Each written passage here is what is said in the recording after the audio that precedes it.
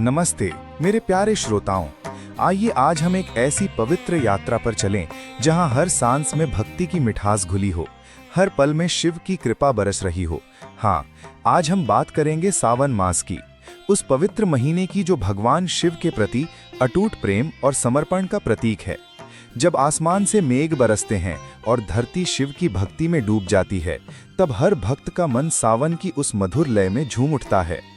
क्या आप तैयार हैं इस पवित्र माह की कहानी, इसके महत्व और इसके रहस्यों को जानने के लिए? तो आइए अपने मन को शांत करें, अपने हृदय को खोलें और इस सावन की मधुर धारा में गोता लगाएं। हर हर महादेव। सावन मास क्या है?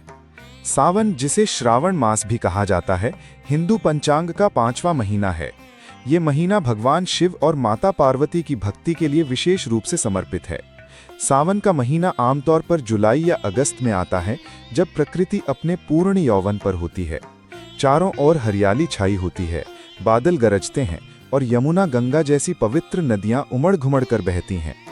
ये महीना भक्ति, प्रेम और तपस्या का प्रतीक है। सावन का नाम श्रावण नक्षत्र से लिया गया है। हिंदू पंचांग के अनुसार जब पूर्णिमा के दिन श्रावण नक्षत्र होता है, तब ये महीना शुरू होता है। ये वो समय है जब भक्त अपने मन, वचन और कर्म से भगवान शिव की आराधना में लीन हो जाते हैं। सावन का हर दिन, हर पल शिव की भक्ति में डूबने का अवसर देता है। सावन क्यों मनाया जाता है? सावन का महीना भगवान शिव की भक्ति का पर्याय है। लेकिन क्या आपने कभी सोचा कि ये महीना इतना खास क्यों है? इसके पीछे कई पौराणिक कथाएं और मान्यताएं जुड़ी हैं, जो इस माह के महत्व को और भी गहरा बनाती हैं।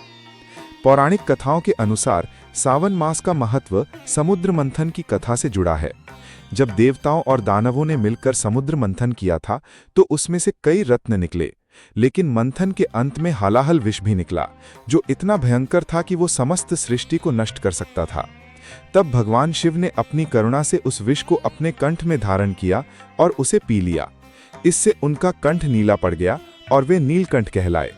इस घटना को सावन मास में ही हुआ माना जाता है। भगवान शिव की इस करुणा और तपस्या की स्मृति में सावन का महीना उनकी भक्ति के लिए समर्पित किया गया। भक्त इस माह में शिवलिंग पर जल, दूध और बेलपत्र चढ़ाकर उनकी कृपा प्राप्त करते हैं। सावन का महीना एक और महत्व माता पार्वती की तपस्या से जुड़ा है। कहा जाता है कि माता पार्वती ने भगवान शिव को पति के रूप में पाने के लिए कठोर तपस्या की थी। उनकी ये तपस्या सावन मास में ही पूरी हुई थी, जब भगवान शिव ने उन्हें अपनी पत्नी के रूप में स्वीकार किया था। इसीलिए सावन का महीना शिव और शक्ति के मिलन का प्रतीक भी है। सावन में प्रकृति का सौंदर्य अपने चरम पर होता है। बारिश की बूंदें, हरियाली और ठंडी हवाएं शिव की शीतलता का प्रतीक हैं। भगवान शिव को जल और प्रकृति से गहरा प्रेम है। यही कारण है कि सावन में शिवलिंग पर जल चढ़ाने की परंपरा विशेष रूप से प्रचलित है। सावन मास की सृष्टि कैसे हुई? सावन मास की सृष्टि का कोई स्पष्ट पौराणिक उल्लेख नहीं है, क्योंकि हिंदू पंचांग के सभी महीने सृष्टि के प्राकृतिक चक्र और नक्षत्रों के आधार पर बनाए गए हैं। लेकिन सावन का संबंध प्रकृति और शिव की कृपा से इतना गहरा है कि इसे सृष्टि के एक विशेष चक्र का हिस्सा माना जाता है। हिंदू शास्त्रों के अनुसार सृष्टि का निर्माण ब्रह्मा, विष्णु और महेश यानी शिव की त्रिमूर्ति के सहयोग से हुआ है। शिव, जो संहारक और पालक दोनों हैं, उनकी कृपा से ही प्रकृति में संतुलन बना रहता है। सावन का महीना उस समय आता है जब पृथ्वी पर वर्षा ऋतु अपने चरम पर होती है। ये वो समय है जब शिव की शीतलता और करुणा पृथ्वी पर बरसती है। कहा जाता है कि जब सृष्टि की रचना हो रही थी, तब भगवान शिव ने प्रकृति को जीवन देने के लिए वर्षा का आशीर्वाद दिया। सावन का महीना उसी आशीर्वाद का प्रतीक है, जब प्रकृति नवजीवन से भर उठती है। ये वो महीना है जब शिव की शक्ति और प्रकृति का सौंदर्य एक दूसरे में समा जाते हैं। सावन मास का महत्व केवल धार्मिक ही नहीं, बल्कि आध्यात्मिक, सामाजिक और प्राकृतिक दृष्टिकोण से भी है। आइए इसके कुछ प्रमुख महत्वों को समझते हैं। सावन का महीना भगवान शिव की भक्ति के लिए सबसे उत्तम समय माना जाता है। इस माह में की गई पूजा, व्रत और तपस्या का फल कई गुना बढ़ जाता है। माना जाता है कि सावन में शिवलिंग पर जल चढ़ाने से भक्तों के सभी पाप धुल जाते हैं और उन्हें मोक्ष की प्राप्ति होती है। सावन का महीना उत्सवों और मेलों का भी समय है। इस माह में देश भर में कई शिव मंदिरों में मेले लगते हैं। लोग एक दूसरे के साथ मिलकर भक्ति में डूबते हैं और सामाजिक एकता को मजबूत करते हैं। कांवड़ यात्रा, जो सावन में विशेष रूप से होती है, इसका सबसे बड़ा उदाहरण है। सावन में प्रकृति का सौंदर्य अपने चरम पर होता है। बारिश की बूंदें धरती को हरा भरा बनाती हैं और ये समय किसानों के लिए भी विशेष होता है। ये प्रकृति और शिव के बीच गहरे संबंध को दर्शाता है। कहा जाता है कि सावन में माता पार्वती की पूजा करने से वैवाहिक जीवन में सुख और समृद्धि आती है। कुंवारी कन्याएं जो अच्छे वर की कामना करती हैं, इस माह में 16 सोमवार व्रत या सावन सोमवार व्रत रखती हैं। सावन में क्या करना चाहिए? सावन का महीना भक्ति और तपस्या का समय है। इस माह में कुछ विशेष कार्य करने से भगवान शिव और माता पार्वती की कृपा प्राप्त होती है। आइए जानते हैं कि सावन में क्या क्या करना चाहिए। शिवलिंग पर जलाभिषेक। सावन में शिवलिंग पर जल, दूध, दही, शहद और बेलपत्र चढ़ाना अत्यंत पुण्यकारी माना जाता है। ये भगवान शिव को प्रसन्न करने का सबसे सरल और प्रभावी तरीका है। सोमवार व्रत। सावन के प्रत्येक सोमवार को शिव का दिन माना जाता है। इस दिन व्रत रखना, शिव मंदिर में जाकर पूजा करना और रुद्राभिषेक करना विशेष फलदायी होता है। महामृत्युंजय मंत्र का जाप। ओम त्र्यंबकम यजामहे सुगंधिम पुष्टिवर्धनम उर्वारुकमिव बंधनान मृत्योर्मुक्षीय मामृतात्। इस मंत्र का जाप सावन में विशेष रूप से करना चाहिए। ये मंत्र जीवन में सुख, शांति और स्वास्थ्य प्रदान करता है। कांवड़ यात्रा। सावन में कांवड़ यात्रा का विशेष महत्व है। भक्त गंगा जल लेकर पैदल चलकर शिव मंदिरों में जल चढ़ाते हैं। ये भक्ति और समर्पण का प्रतीक है। पार्वती पूजा। सावन में माता पार्वती की पूजा करने से वैवाहिक जीवन में सुख और समृद्धि आती है। दान पुण्य। इस महीने में गरीबों को भोजन, वस्त्र और अन्य आवश्यक वस्तुएं दान करने से पुण्य की प्राप्ति होती है। रुद्राष्टक और शिव तांडव स्तोत्र का पाठ। इन स्तोत्रों का पाठ करने से भगवान शिव की विशेष कृपा प्राप्त होती है। सावन में क्या नहीं करना चाहिए? सावन मास में कुछ कार्यों से बचना चाहिए ताकि भगवान शिव की कृपा बनी रहे और कोई अनजाने में गलती ना हो। मांस मदिरा का सेवन ना करें।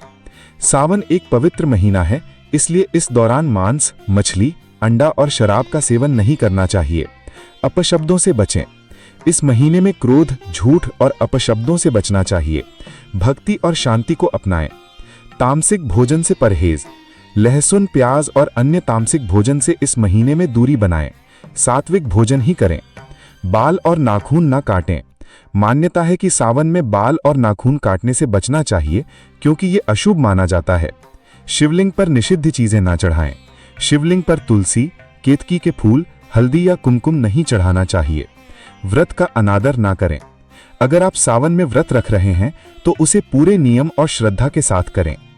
सावन का महीना केवल पूजा पाठ तक सीमित नहीं है, ये उत्सवों और परंपराओं का भी महीना है। देश के अलग अलग हिस्सों में सावन को अलग अलग तरह से मनाया जाता है। कांवड़ यात्रा। उत्तर भारत में विशेषकर उत्तर प्रदेश, हरियाणा और राजस्थान में कांवड़ यात्रा सावन का सबसे बड़ा आकर्षण है। लाखों भक्त गंगा नदी से जल लेकर शिव मंदिरों जैसे काशी विश्वनाथ और नीलकंठ मंदिर में जल चढ़ाने जाते हैं। सावन झूला। सावन में झूले की परंपरा भी बहुत लोकप्रिय है। खासकर महिलाएं और बच्चे सावन में झूले का आनंद लेते हैं। ये प्रकृति के साथ एकता का प्रतीक है। मेले और उत्सव। सावन में कई स्थानों पर शिव मंदिरों के पास मेले लगते हैं। लोग भक्ति और आनंद के साथ इन मेलों में हिस्सा लेते हैं। प्यारे श्रोताओं, सावन मास की इस पवित्र यात्रा को आपके साथ साझा करना मेरे लिए एक अनमोल अनुभव रहा है। ये महीना हमें भगवान शिव की उस करुणा, उस प्रेम और उस शक्ति की याद दिलाता है जो हम सभी के भीतर बसती है। सावन की हर बूंद, हर बेलपत्र और हर हर महादेव का उद्घोष हमें ये सिखाता है कि सच्ची भक्ति में ही जीवन का सच्चा सुख छिपा है। मैं आप सभी का हृदय से आभार व्यक्त करता हूँ कि आपने इस पवित्र कथा को इतने प्रेम और श्रद्धा के साथ सुना। आपके इस प्रेम और समर्थन के बिना ये यात्रा अधूरी होती। मैं अपने सभी श्रोताओं, अपने YouTube परिवार और उन सभी का धन्यवाद करता हूं जिन्होंने इस वीडियो को बनाने में प्रत्यक्ष या अप्रत्यक्ष रूप से सहयोग दिया। मेरी आप सभी से एक छोटी सी अपील है। इस सावन आइए हम सब मिलकर एक संकल्प लें। अपने जीवन में कम से कम एक ऐसा कार्य करें जो किसी और के जीवन को रोशन करे। चाहे वो किसी गरीब को भोजन देना हो, किसी जरूरतमंद की मदद करना हो या फिर बस एक मुस्कान बांटना हो। आइए शिव की भक्ति को अपने कर्मों में उतारें और इस दुनिया को और सुंदर बनाएं। हर हर महादेव। आप सभी को सावन की अनंत शुभकामनाएं। फिर मिलेंगे एक नई कहानी, एक नई भक्ति के साथ। तब तक के लिए शिव की कृपा आप पर बनी रहे। नमस्ते। प्यारे मित्रों, ये जीवन एक यात्रा है और इस यात्रा का अंतिम पड़ाव है परमात्मा से मिलन। जब आप अपने हर काम को, अपने हर विचार को परमात्मा को समर्पित कर देते हैं, तो आपका जीवन एक सुंदर संगीत बन जाता है। तो आज से ये प्रण करें कि आप अपने जीवन को परमात्मा के चरणों में समर्पित करेंगे। हर सुबह जब आप उठें तो एक छोटा सा धन्यवाद परमात्मा को कहें। हर रात जब आप सोएं तो एक छोटी सी प्रार्थना करें, क्योंकि जब आप परमात्मा के साथ चलते हैं तो कोई भी मुश्किल आपको